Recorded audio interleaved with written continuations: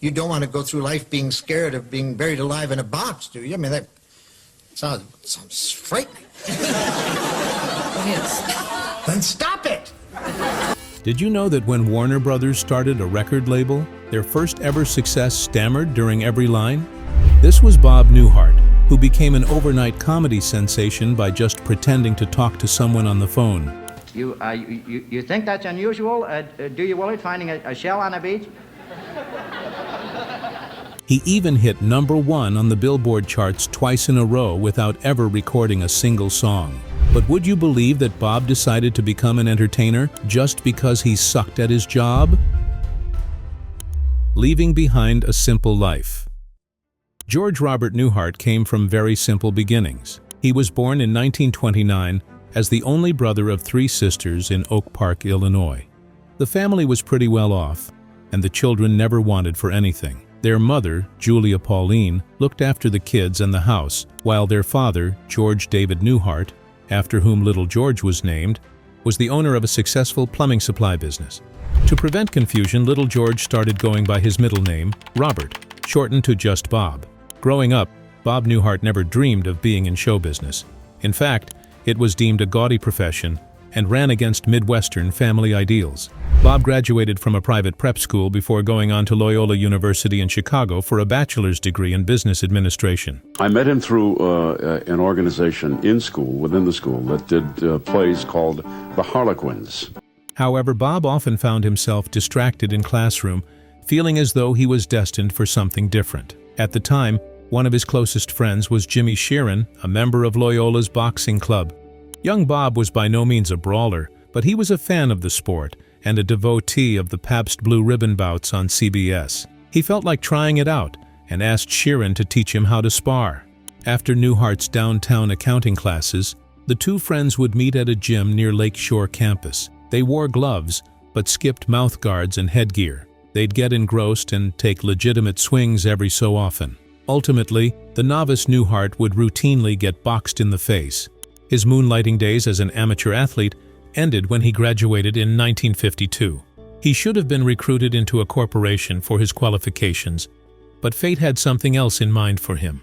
Instead, he was drafted into the U.S. Army as a headquarters-based Army clerk, while the Korean War was in full swing. As the war came to a close and the troops returned home, Bob was honorably discharged in 1954 for his service. At the same time, the 2-year experience came in handy for getting a much better job as an accountant for the United States Gypsum Corporation.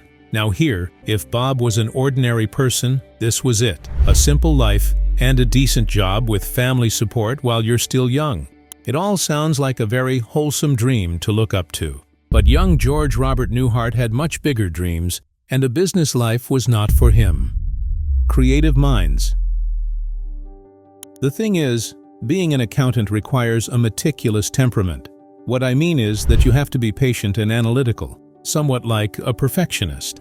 Bob, on the other hand, had a motto: that's close enough. Whenever there were discrepancies in the petty cash amounts, he would simply adjust them by putting in money from his own pocket. He was distracted by thoughts, dreams, and visions, and figured out that maybe, just maybe, he was meant to be in a creative industry.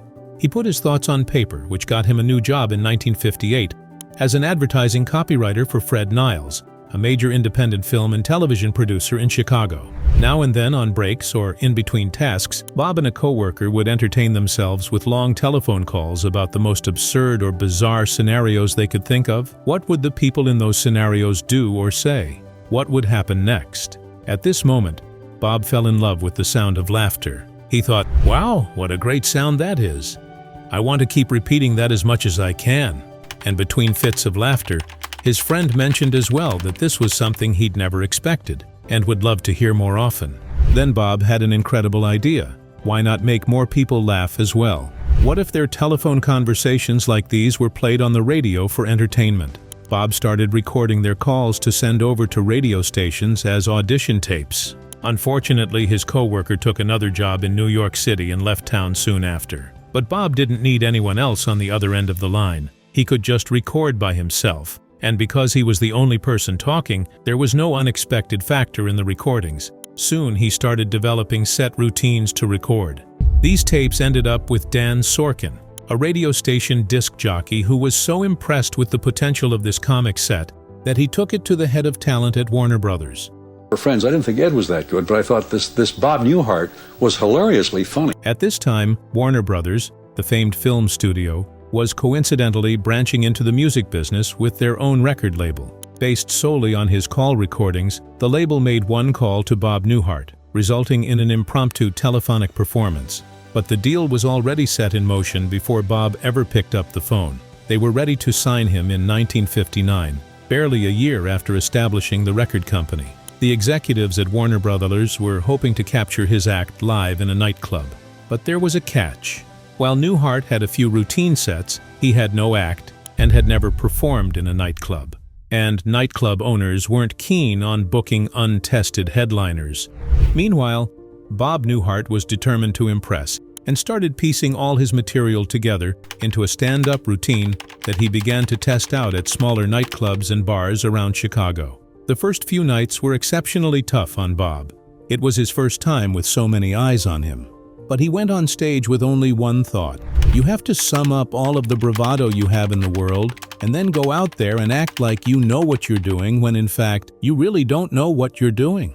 During some of his worst performances, he recollected sparring with his friend back in his college days. He mentioned in an interview that when he performed stand-up and the audience either didn't laugh or heckled him, he always thought that he could get through it because at least nobody was hitting him in the face. Most of his comedy material was based on the straight man or double act style, where he played both ends of a conversation by himself.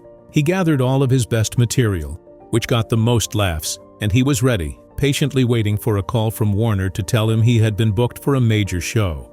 It took Warner nearly 12 months to find a major nightclub that was adventurous or desperate enough to let them book a long show that would be recorded live. It was called the Tidelands Motor Inn in Houston, and it's where Newhart's life changed permanently. Overnight comedy sensation. In 1960, Bob Newhart's comedy album, The Button-Down Mind of Bob Newhart, was released. This was a new and experimental concept at the time, but people resonated with the unique comedy style so much that it hit the #1 spot on the Billboard 200 charts almost instantly and peaked at #2 on the UK albums chart. It remained on top for an astonishing 14 weeks, the longest ever for a comedy album. This release set many firsts and records in show business. It was not only the first ever comedy album to make #1 on the Billboard 200, but was also Warner Brothers Records' first success on the Billboard, and the first ever live album to hit #1. The whole album had been recorded live at one of his performances at a nightclub in Houston.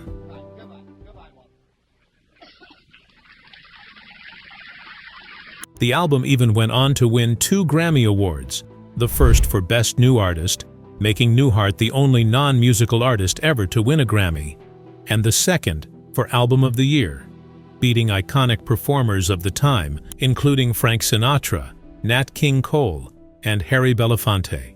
A follow-up album, The Button-Down Mind Strikes Back, was released 6 months later. Again, from hitting #1 on the Billboard to winning Grammy Awards, Bob Newhart had become a global comedy sensation. Following 2 more successful albums, Newhart was offered a weekly TV variety series on NBC in 1961. Is brought to you in living color on NBC.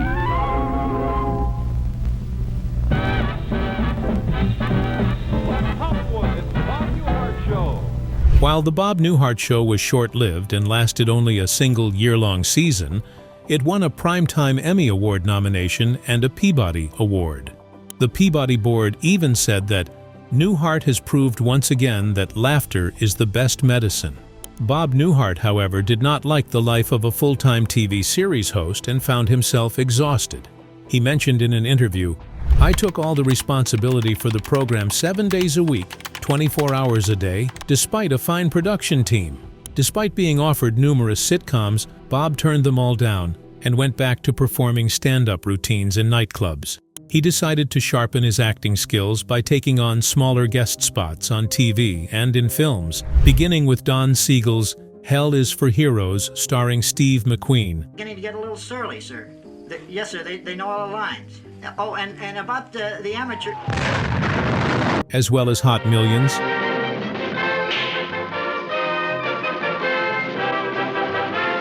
Catch 22, Major available on our headquarters staff. No, Major is my name, not my rank. That's close enough for me, Major.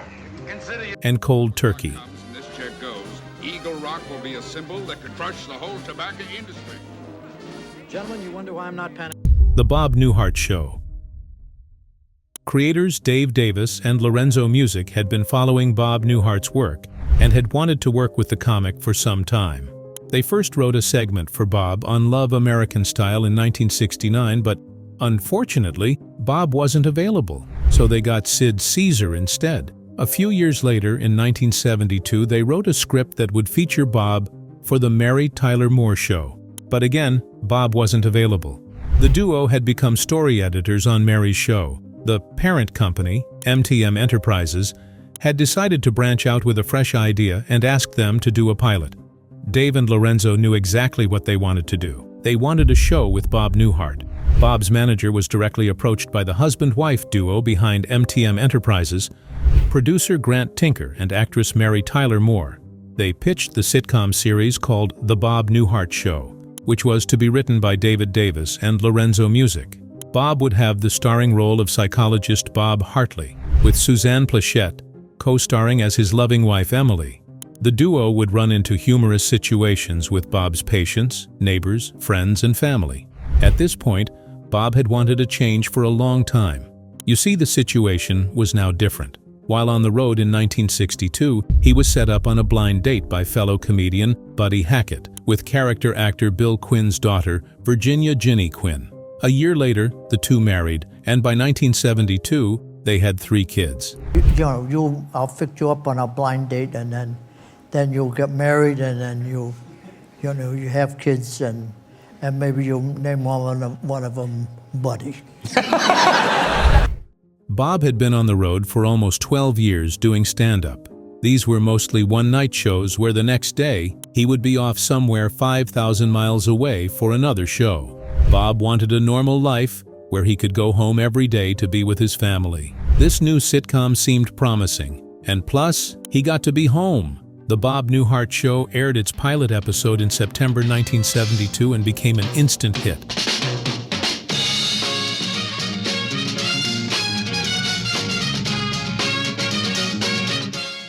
It was part of the CBS comedy lineup on Saturday night, consisting of All in the Family, MASH*, The Mary Tyler Moore Show, and The Carol Burnett Show. The show made a reference to what made Newhart so popular in the first place, with a scene featuring Newhart answering a telephone in his office in the opening credits sequence. Unfortunately, by 1977, the show's ratings were declining, and Newhart decided it was time to call it an end, but they were all under contract to do one more season. The show's writers tried to rework the sitcom by adding a pregnancy to the mix, but Newhart objected. Right from the start, he had never wanted this to be a show about how stupid Daddy is, but we love him so much, let's get him out of the trouble he's gotten himself into. Regardless of his strong opinions, the staff wrote an episode that they hoped would change Newhart's mind. When Newhart read the script, he agreed it was very funny. But then he asked, "Who are you going to get to play Bob?" His co-stars recollect Bob as a very amiable and agreeable person, but he had his firm beliefs and put his foot down when needed. One of the co-stars used to have a dog named Maggie, whom they used to bring to the set. Whenever there was a line that Bob didn't like, he didn't want to complain too much, but he wanted to get his point across somehow. So he'd go over to the dog, get down on his hands and knees, and repeat the line to the dog. The dog would invariably start yawning, and Bob would say, "See, it's not funny." The Bob Newhart Show was nominated for the Primetime Emmys almost every single year that it ran, but unfortunately Bob was never nominated himself, nor did the show win. Finally, in 1978, after 6 seasons and 142 episodes, the sitcom was discontinued. The whole crew had gotten along really well during the shoot, and the end of the series brought a lot of crying and sobbing on the last day of the shoot, but it was time to move on. Newhart. After 4 years of small parts in films and stand-up tours around the country, Bob felt like bringing back the sitcom with a different storyline. After he had discussions with Barry Kemp and CBS, The show Newhart was created in 1982. It would star Bob and Mary Fran as an author, and his wife who own and operate the Stratford Inn in rural Vermont, where they run into a host of eccentric characters. Just like the Bob Newhart show, Newhart was an immediate hit. And again, like the show before it, it was also nominated for Primetime Emmy Awards but failed to win any. The character actor Tom Poston played the role of handyman George Utley, which earned him 3 Primetime Emmy Award nominations for Outstanding Supporting Actor in a Comedy Series. But unfortunately, Bob Newhart was still out of luck with Emmys. In 1987, ratings began to drop for Newhart. The show ended in 1990 after running for 8 seasons and 182 episodes. Upon his wife Ginny's suggestion, Newhart planned the last episode to end with a scene in which Newhart wakes up in bed with Suzanne Plachette, who played Emily, his wife during the Bob Newhart show. He realizes that the entire 8-year Newhart series had been a single nightmare of Dr. Bob Hartley's, which Emily says was probably because he ate Japanese food before he went to bed. That settles it. No more Japanese food before you go to bed.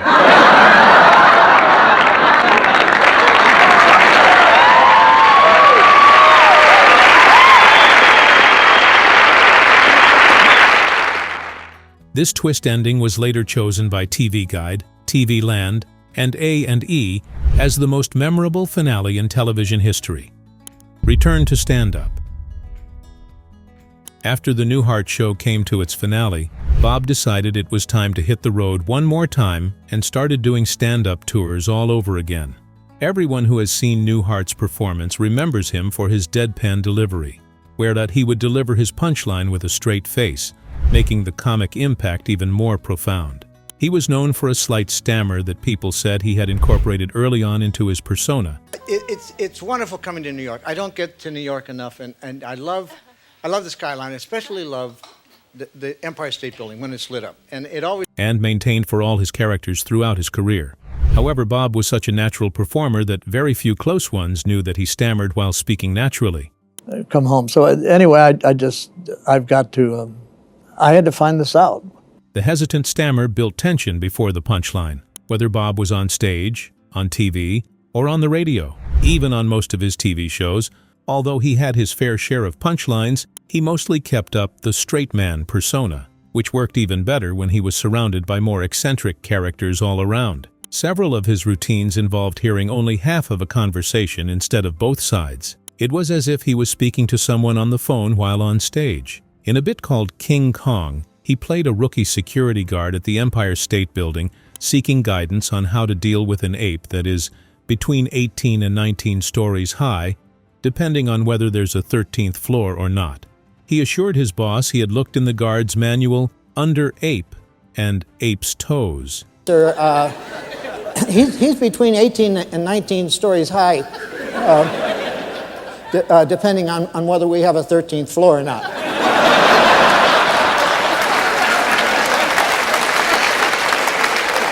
His other famous routines included similar parts between someone informed talking to someone uninformed, like defusing a bomb, in which an uneasy police chief tries to walk a new and nervous patrolman through defusing a live bombshell discovered on a beach. There, Willard. Willard, stop that whining. Willard, you've got nothing to worry about. I got the manual right here in front of me. In addition to his stand-up comedy routines, Newhart became more popular as a dedicated character actor in film and television throughout the 90s and the early 2000s. He played a beleaguered school principal in and Out in 1997, starred as Papa Elf in the Will Ferrell Christmas comedy film Elf, and also made a cameo appearance as a sadistic but appreciative CEO at the end of the comedy favorite Horrible Bosses. Grand finale. Newhart did make an attempt to return to television as well. In 1992, he returned with a series about a cartoonist called Bob. The ensemble cast even included Lisa Kudrow, but unfortunately, the show did not gain a strong audience and had to be canceled shortly after the start of its second season, despite receiving great reviews from critics. On The Tonight Show right after the cancellation, Newhart joked that he had now done shows called The Bob Newhart Show, Newhart and Bob. so that his next show was going to be called They The. came up with the title Bob. They held a contest to get this? Yeah, to get Bob. Well, it was a choice between the and Bob. Right. And So just we used Bob. Bob. In 1997, Newhart made another attempt with the sitcom George and Leo on CBS with Judd Hirsch and Jason Bateman, but it was not meant to be, and the show was canceled during its first season. But not everything was about comedy for Bob Newhart. He had a role on NCIS as Ducky's mentor and predecessor, a retired forensic pathologist who was discovered to have Alzheimer's disease. Later in 2003, Newhart guest starred on 3 episodes of ER in a rare dramatic role that earned him a Primetime Emmy Award nomination, his first ever in nearly 20 years of show business, but it was still not his time. Over a decade later, in 2013, Newhart appeared in an episode of the 6th season of the popular CBS show The Big Bang Theory, playing the aged Professor Proton, aka Arthur Jeffries, a former science TV show host who is now a children's party entertainer. The Big Bang Theory creator Chuck Lorre said that he had begged Bob to appear on one of his shows for a year, but Bob had always refused. Chuck never gave up, and finally, when Bob saw The Big Bang Theory, he loved it. However, Bob had 2 conditions. 1, his character had to have an arc that spanned several episodes, and 2, he wanted to win an Emmy, and they delivered on both. Bob won his first Primetime Emmy Award for Outstanding Guest Actor in a Comedy Series. At that year's Emmy ceremony, when Newhart appeared on stage with The Big Bang Theory star Jim Parsons, he received a standing ovation. On that day, the entire entertainment industry recognized that, even though it had taken more than a few decades to happen, one of the greatest entertainers of modern comedy had won his Primetime Emmy at 84 years old. George Robert Newhart had finally made it. For the next 10 years, Bob made many guest appearances on sitcoms and talk shows. But finally, age caught up with him. In July 2024, Bob Newhart passed away at 94, from complications of short illnesses that come with age. The whole entertainment industry shed a tear at the loss of one of the greatest performers of modern comedy. His old friends, co-workers, and fellow performers all paid their tributes to Bob, including Mark Hamill, Jamie Lee Curtis, Carol Burnett, Julie Bowen, Kunal Nayyar, Ian Armitage, Reese Witherspoon, James Woods, Kaylee Cuoco, Conan O'Brien, among many others. Even U.S. President Joe Biden released a statement that read, "Today we mourn the loss of Bob Newhart, a comedy legend and beloved performer who kept Americans laughing for decades." Keep doing it differently, Abe. I mean, the last quote we got was, "You can fool all the people all the time." Hold on, Abe.